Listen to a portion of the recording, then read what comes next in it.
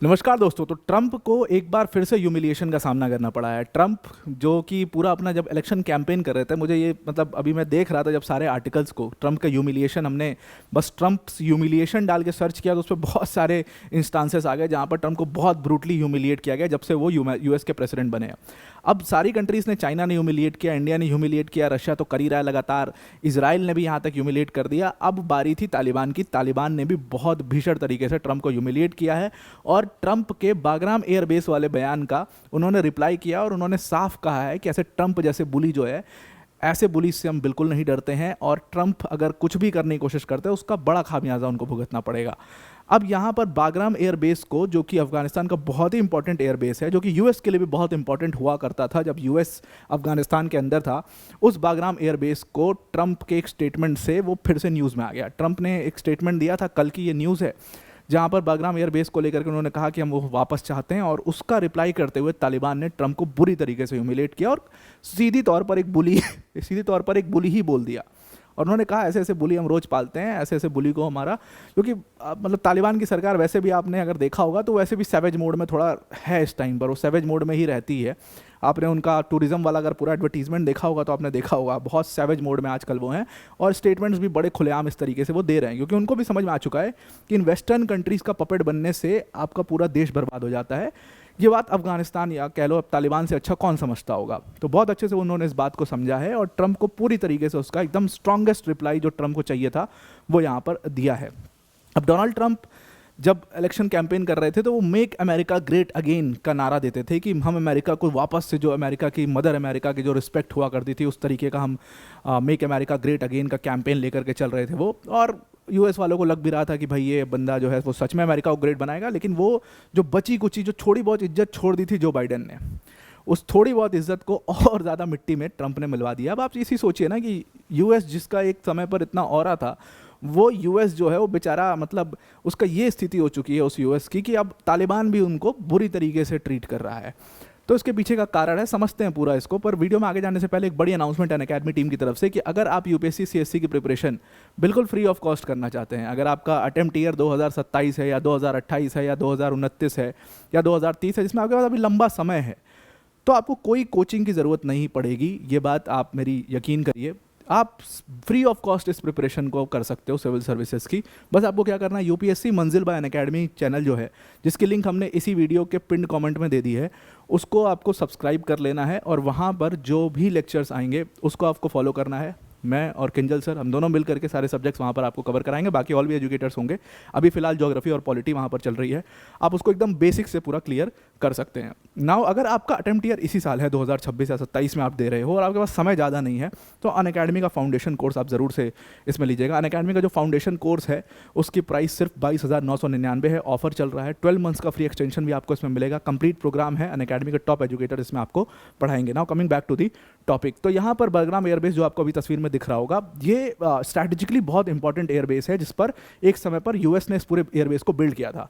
और इस Bagram airbase को जब यूएस वहाँ से इवैक्यूएट किया, जब यूएस वहाँ से भागा, तो उसको ये एयरबेस छोड़ना पड़ा और अब ये पूरी तरीके से तालिबान के कंट्रोल में आ चुका है। तो डोनाल्ड ट्रंप ने एक स्टेटमेंट दिया था, उसी स्टेटमेंट का जवाब देते हुए तालिबान की सरकार ने कहा कि भाई देखो, ये जो डील आप चाहते हो बिल्कुल पॉसिबल नहीं है। ट्रंप इसको एज अ डील करना चाहते थे कि इसके बदले में हम तालिबान को कुछ दे देंगे और तालिबान हमें ये बेस हैंड ओवर कर दे। तालिबान की सरकार ने सीधी तौर पर यहाँ पर ट्रंप को मना कर दिया है।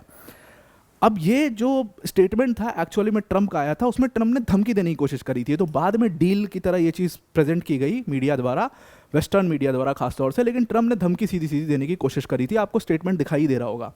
ट्रंप ने कहा था यहाँ पर कि अगर बागराम एयरबेस अफगानिस्तान, मतलब तालिबान जो है वो हैंड ओवर नहीं करता यूएस को, तो some very bad things are going to happen to Afghanistan. और इसीलिए तालिबान का इतना स्ट्रॉन्ग रिप्लाई उस चीज़ के ऊपर आया है।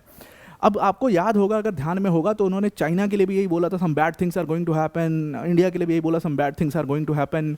अब वही सेम चीज़ उन्होंने यहाँ पर भी, अपना मोडस ऑपरेंडाई सेम है, वही उसको अप्लाई करने की कोशिश करी और मुंह की खाने को फिर से मिली इनको। और फिर से इनका वही हाल होगा, ये बैक डाउन करेंगे और फिर मतलब हर जगह आप झगड़ा नहीं कर सकते हो ना, ये वाली बात होती है, वरना सारे एक साथ जुट के आपको दौड़ा करके पीटेंगे।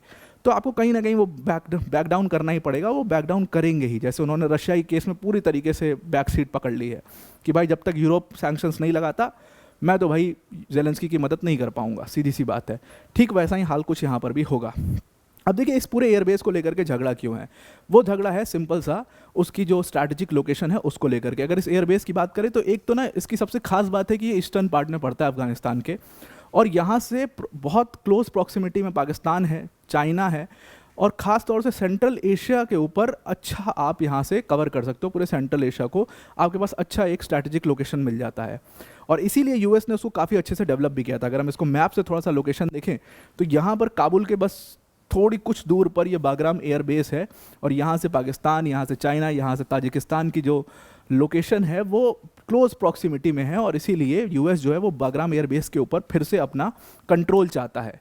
अब एक्चुअली में जो बागराम एयरबेस था, इसकी कहानी ये है कि 9/11 के अटैक्स के बाद जब ऑफिशियली यूएस अफगानिस्तान के अंदर एंटर किया था, तो उन्होंने वहाँ पर लड़ाई हो रही थी, और काबुल ही एकमात्र ऐसी जगह थी, अर्बन एरिया था अफगानिस्तान के अंदर, जिसके ऊपर पूरी तरीके से यूएस कंट्रोल कर पाया। इस पूरी लड़ाई के दौरान यूएस सिर्फ काबुल पर ही कंट्रोल कर पाया था।